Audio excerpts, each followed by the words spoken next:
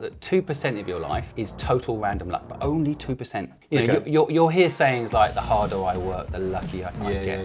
You know, that's just not true. Hard work, surprisingly, really has nothing to do with success. I actually became more successful when I started delegating to people that were better at things than me. If I worked harder in my business and not delegated things to other people, my business would not have succeeded. Simon Squibb, entrepreneur, angel investor, and founder of HelpBank. He shares his mission to help 10 million people start a business and why failure is a badge of honor. 98% of your life that is luck is controllable. Take more risk. So it turns out the more risk you take, the luckier you get. And that means you need to lean into fear. Fear is actually an asset given to us to survive. Like when a lion comes towards us, that's what it was originally designed to do.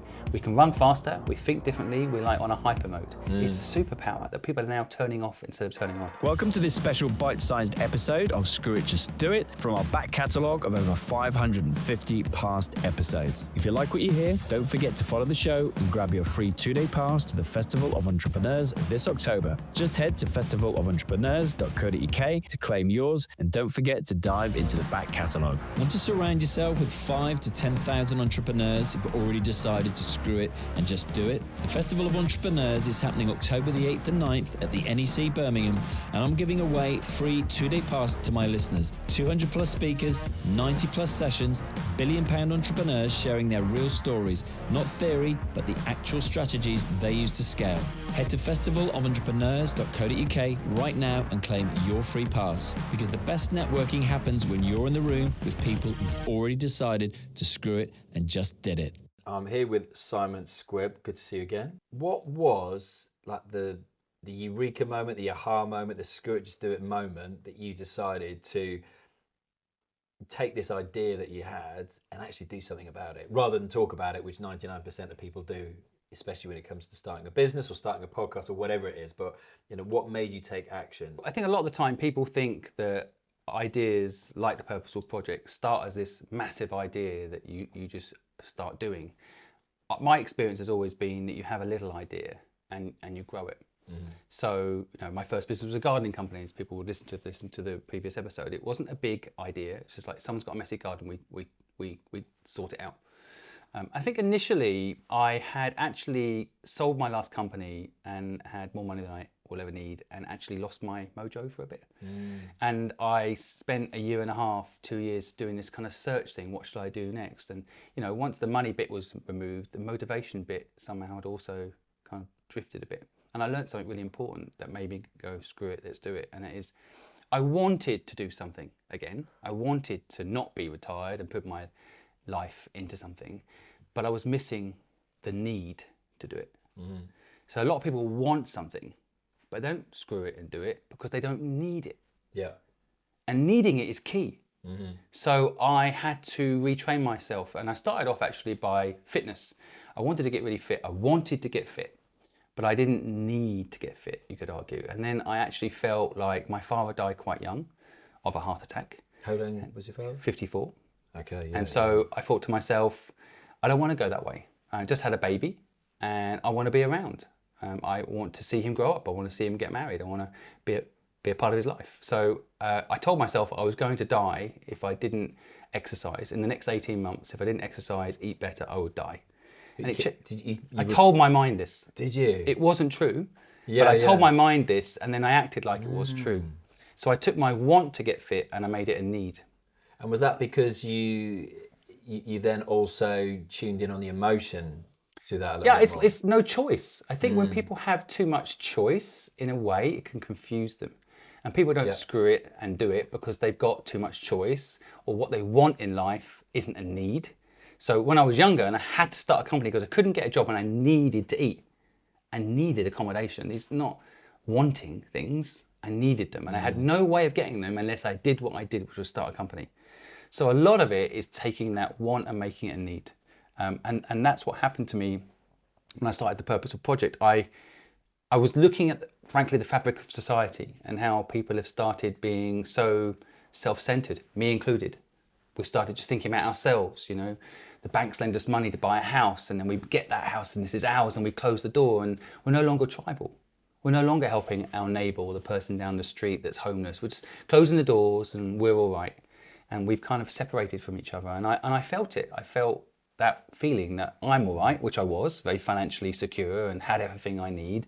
But I felt like actually there's something wrong with society, and I had like a sense of fear that my son was going to grow up in this world where we're all so self-centered that no one helps anybody.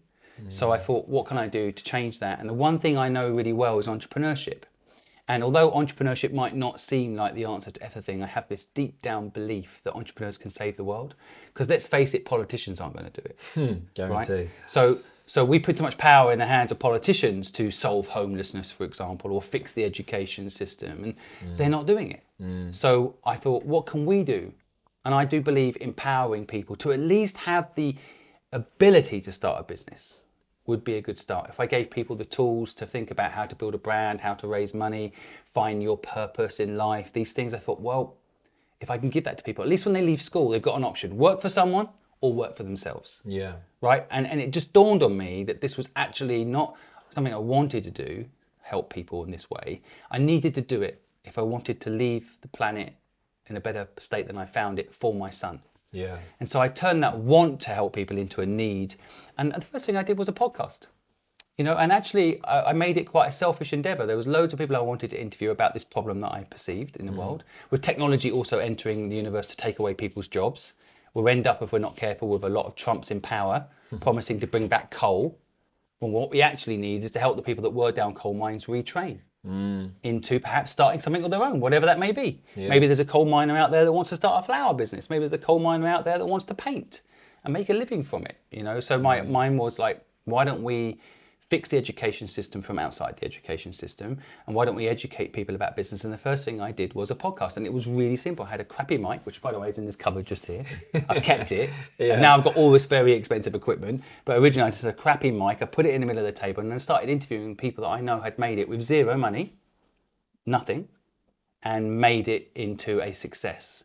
And I wanted to take that knowledge and give it to other people. If you're enjoying this conversation and thinking, I need to be around more people like this, then I've got the perfect solution for you. The Festival of Entrepreneurs is where 5,000 to 10,000 ambitious entrepreneurs come together to learn from the people who've actually done it. It's on October the 8th and 9th at the NEC in Birmingham, and I'm giving my listeners free 2-day passes. Real entrepreneurs, real stories, real strategies. Exactly like what you're hearing right now, but live and in person. Go to festivalofentrepreneurs.co.uk and get your free 2-day pass before they're gone. Luck one's an interesting one for me, and as my audience would know, you know, coming up to 500 episodes now, and that crops up a lot. And what do you say with regards to that then? You think that people will always need luck, or you just think it's being, you know, being aware of the opportunity and seizing the opportunity? So I studied luck quite intensely, and part of my podcast was research into luck, Okay. and how it works. So Yeah. it turns out basically there's a formula for luck. So it's probably right to separate it. That it turns out that 2% of your life is total random luck, but only 2%. An example would be where you're born. You know, you'll hear sayings like, the harder I work, the luckier I get, which is bullshit, by the way. You know, that's just not true. Hard work, surprisingly, nearly has nothing to do with success. This is what I think a lot of people will be shocked about. Okay. I actually became more successful when I started delegating to people that were better at things than me. You know, if I worked harder in my business and not delegated things to other people, my business would not have succeeded. Yes, you can't grow So scale. people think working hard is the answer. That's not true. Now, of course, there's working smart is a simple way of putting it, right? But 2% of your life is total random luck, but only 2%. And what's really interesting, if the 2% of your life is bad luck, ironically, you have a higher chance of the other 98% being good luck. Right, okay. So, for example, if you're a boxer, and I won't name that boxer, but if you're a boxer and you grew up on the streets of New York, street fighting and surviving, then you end up a pretty good boxer. Yeah. Right? And you're fighting a boxer who perhaps went to a posh school, had a good life, you probably beat them. Right? So your 2% bad luck or growing up in a difficult neighborhood ends up later in life being your good luck. Got it. And the 98% of your life that is luck for sure is controllable. And there's 3 ways to control it. It's a very long story, but there's 3 ways. One is take more risk. So it turns out the more risk you take, the luckier you get. It's got absolutely nothing This is to do. great. Really, bizarrely, nothing to do with hard work. Wow. And people think that you can sit and take 1 hour's worth of risk and then sit back for the rest of the day and probably be more lucky than someone that's taken no risk and just worked all day driving a bus. Yeah. You know, so the more risk you take, the luckier you get, and that means you need to lean into fear, which a lot of people don't want to do. But if you learn that fear is actually an asset given to us to survive, like when a lion comes towards us, that's what it was originally designed to do. We can run faster, we think differently, we're like on a hyper mode. It's a superpower that people are now turning off instead of turning on. Right, you're meant to feel fear. If you're feeling fear, you're growing. Right, if you're not feeling fear, you're not growing. Agreed. So taking risk. The second thing, there's three things in the formula of risk. So risk is one of them, and loving fear. The second is knowing your destination. So many people don't. Yep. So I've invested in 76 businesses, and one of the things I always ask people is like, where are you going with this business? And the ones that don't get investment often say, well, we're going to sell it to, I had this recently, I'm going to sell it to Uber for $1 billion. That's not a destination really. No. Money actually turns out is just a fuel for the car. And if you're focused on the money, you end up going around in circles because you don't know where you're going, right? And actually, ironically, you don't need as much money as you think. So once you know your destination, sometimes you can get there on a bike, right? Once you know your destination, you can hitchhike. Once you know your destination, you can get other people in the car with you to make the journey pleasurable. You know what to pack when you get there in the car. So people don't know their destination. Once you know your destination, it's like a target. Once you know your target, you can hit it. If you don't know your target, you won't. The third thing is persistence. Now, you've got to know when to quit as well. Because a form of persistence is quitting and starting again, right? So you only fail if you stop. You only fail if you stop, but that's not the same as not stopping something that's not working.